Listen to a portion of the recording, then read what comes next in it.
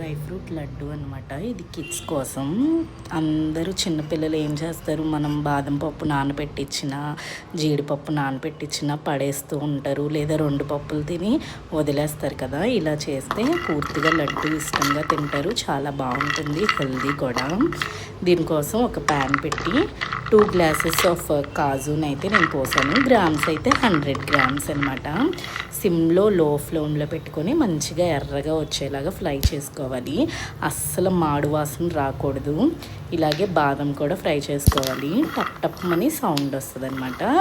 మంచిగా ఫ్రై అయిన తర్వాత బాదంని అన్నిటిని ఒక ప్లేట్లో పోసుకొని పూర్తిగా చల్లారి పెట్టుకోవాలన్నమాట.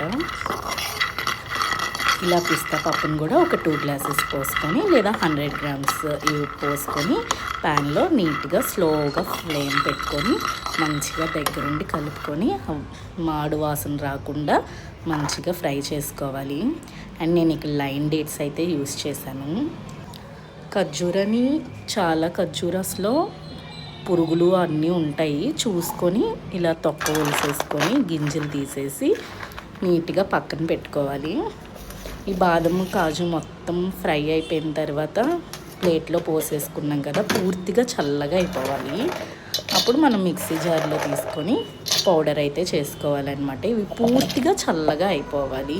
అప్పుడే మనకి స్టోరేజ్ ఎక్కువ ఉంటుంది అనమాట. ఎక్కువ మంత్స్, 2-3 మంత్స్ దాకా ఉండిద్ది. మంచిగా ఇలా పొడి పొడిలా వచ్చేలాగా చేసుకోవాలి. మరీ శుద్ధ అయిపోయేలాగా అస్సలు పేస్ట్ చేయకండి. చూపిస్తున్న విధంగా పేస్ట్ చేసుకొని, అలాగే ఖర్జూరాస్లో చిన్న బెల్లం ముక్క యాడ్ చేయడం వల్ల మనకి మంచి స్వీట్గా ఉంటుంది అనమాట. లడ్డు అనేది చాలా బాగుంటుంది. ఇలా చూపిస్తున్న విధంగా మంచిగా పేస్ట్ చేసుకొని ఈ పేస్ట్ని కూడా మొత్తం అందులో కలిపేసుకోవాలి. చక్కగా లడ్డును మొత్తం నీట్గా మిక్స్ చేసేసుకొని ఆ పౌడర్ మొత్తంలో కలిపేసేసి ఉండలుగా మనకి లడ్డూలాగా చేసేసుకోవాలి. స్టోర్ చేసుకుంటే ఒక 2 మంత్స్ దాకా ఉంటుంది అనమాట. డైలీ ఒక లడ్డు పిల్లలకైతే పెడితే హెల్దీ అనమాట, చాలా మంచిది.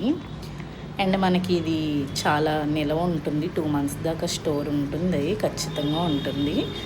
ఖర్జూర ఎక్కువ అస్సలు వేయకూడదు, లేకపోతే సాగిపోతాయి. నేను చూపించినంత క్వాంటిటీలో వేసుకుంటే చక్కగా మనకి లడ్డు సూపర్గా వస్తుంది. చూడండి, బాగుంది కదా.